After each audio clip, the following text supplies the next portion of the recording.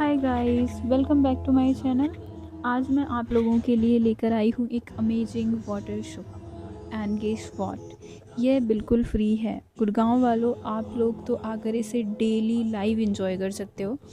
ये शो हर रोज़ 6:30 PM start होता है और इसकी एंट्री बिल्कुल फ्री है। अगर आपको लोकेशन चाहिए तो कमेंट डाउन करना, मैं लोकेशन शेयर कर दूँगी। चलो अब बिना टाइम वेस्ट किए हुए शो एंजॉय करते हैं। एंड हाँ, थोड़ी सी साउंड क्वालिटी जो है वो कम क्लियर होगी क्योंकि ये प्लेस जो है वो काफ़ी ज़्यादा क्राउडेड है।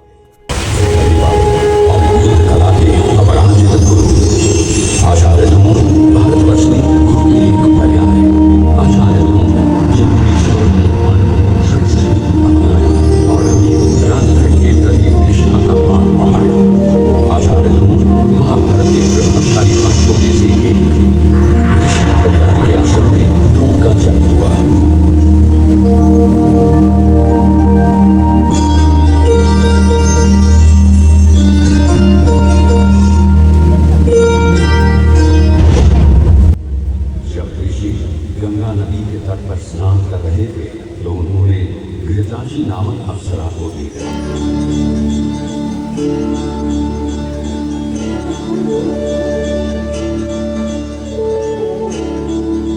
उस क्षण उनके मन में प्रेम उत्पन्न हुआ।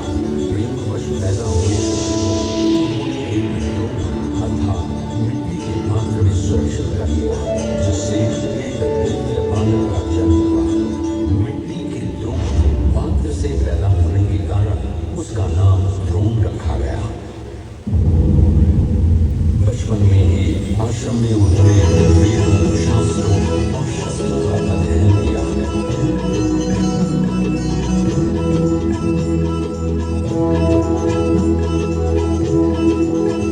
जब विवाह का समय आया, उनकी पत्नी घर आई। कृपाचार्य जी बहन साथ ही अपने पति के हमेशा सहायक रहे। रुद्र अश्वत्थामा का जन्म उनके जीवन में नई ऊर्जा लेकर आया। अश्वत्थामा जन्म ही से दिव्य शक्तियों से संपन्न थे। उनके मस्तिष्क पर एक अमूल्य रत्न था। शक्तियों का संहार करने के बाद परशुराम अपना सर्वस्व ब्रह्मांड को दान कर रहे थे। द्रोण भी धन विद्या, दिव्यास्त्र और धन की कामना में उनके पास गए। भगवान परशुराम, मैं आपके चरणों में नमन करता हूँ। मैं आपसे धन आदि की प्राप्ति की इच्छा से आया हूँ। मैंने अपनी धन संपत्ति ब्राह्मणों को दान कर दी। मेरी बची हुई धन विद्या और दिव्यास्त्रों का प्रयोग सिखा सकता हूँ। गुरुदेव, मैं यही ज्ञान पाकर धन्य हूँ। मुझसे बड़ा कौन धनी होगा जिसे स्वयं परशुराम ने सिखाया। तुम्हारी निष्ठा ने मेरा हृदय जीत लिया है। ज्ञान ही सबसे बड़ा दान है और मैं इसे अपने तक सीमित नहीं रखूंगा। आओ, मैं तुम्हें उन दिव्यास्त्रों का रहस्य सिखाता हूँ जिन्हें मैंने स्वयं वर्षों की तपस्या से पाया।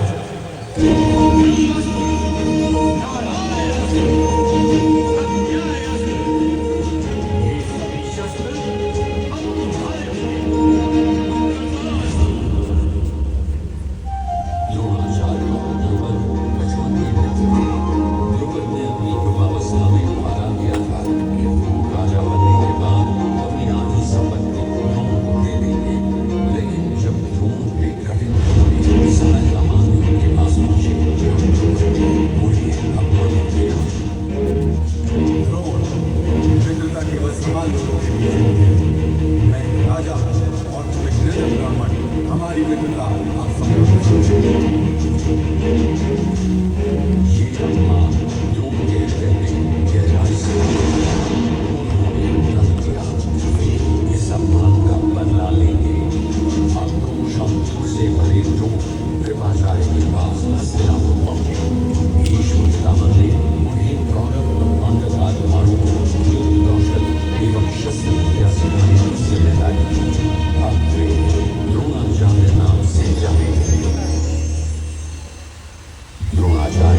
अपना आश्रम वर्तमान में गुरुग्राम नाम से प्रसिद्ध नगर में बनाया। पुराने समय में अरावली पर्वत श्रृंखलाओं से घिरा ये नगर अत्यंत शांत एवं सुरम्य स्थल था। नगर के कोलाहल से ही दूर था। यहीं पर उन्होंने कौरवों और पांडवों को प्रशिक्षित किया। एक दिन द्रोणाचार्य ने सभी राजकुमारों की परीक्षा लेने का निश्चय किया। एक पेड़ पर लकड़ी का पक्षी बनवा कर रखा और सभी छात्रों से इस पक्षी पर निशाना साधने को कहा। सभी को पूछा, तुम्हें क्या दिखाई दे रहा है? किसी ने कहा, मुझे पेड़ पर पत्ते दिखाई दे रहे हैं। किसी ने कहा, शाही। अंत में अर्जुन को निशाना साधने को कहा। अर्जुन से पूछा, अर्जुन तुम्हें क्या दिखाई दे रहा है? अर्जुन ने कहा, गुरुवर मुझे तो मात्र पक्षी की आंख दिख रही है। आचार्य ने कहा, चलाओ बाण। अर्जुन ने उस पक्षी की आंख एक बाण से फेंक दी। अब द्रोणाचार्य को पूरा विश्वास हो गया कि अर्जुन ही मेरा श्रेष्ठ शिष्य है और द्रुपद से मेरा बदला ले सकता है। जब राजकुमारों की शिक्षा पूरी हुई तो द्रोणाचार्य ने अपनी गुरु दक्षिणा मांगी। कहा, पंचाल देश के राजा द्रुपद को कैद करके मेरे सामने लाओ।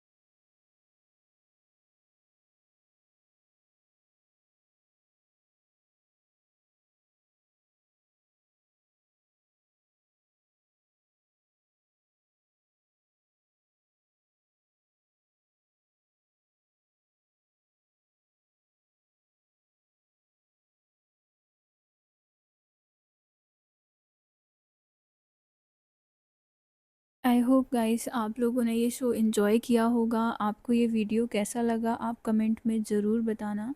एंड चैनल को लाइक शेयर सब्सक्राइब करना बिल्कुल मत भूलना।